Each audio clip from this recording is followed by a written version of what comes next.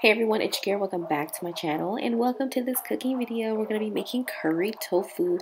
I know it's been a while since we've been up in the kitchen, but we're back. Nonetheless, we're back. And these are the ingredients, with the star being the tofu, but also these oyster mushrooms, which I absolutely love.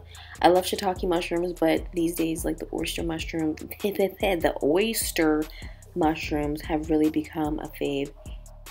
Now to start, we're going to start with 2 heaping tablespoons of this minced garlic because I love garlic, and that's about a half a tablespoon of organic olive oil. I'm doing 2 tablespoons because, again, I love garlic. You can do fresh minced garlic if you want to, but these days the minced garlic that is pre-prepared really helps me out a great deal.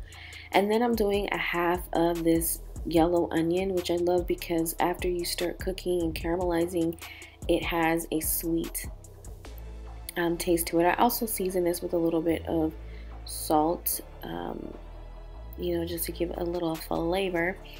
Next, we're going to add in silken tofu. Now for this, I love silken or the softened tofu because I don't know, just something about the texture that I really enjoy.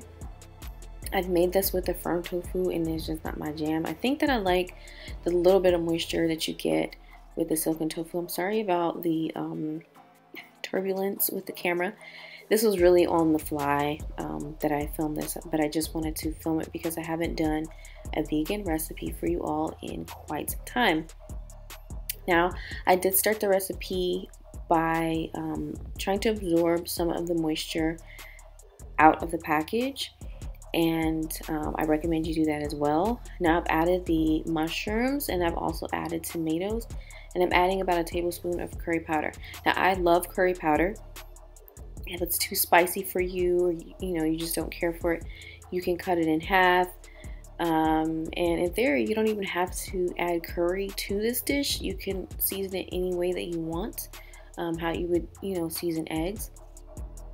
And then this is halfway cooking. This whole entire meal took me less than 20 minutes to make, but the thing here for me is cooking moisture, most of the moisture out, to the point where it's a little bit sticking to the pan. Now this is how I like my eggs when I make eggs, like really cook the eggs down to make sure they're super duper done. And then after that, you just spoon it onto your plate and you serve. I put oregano on this time. This is another day that I made the same dish, and I put basil, and it just comes out so delicious.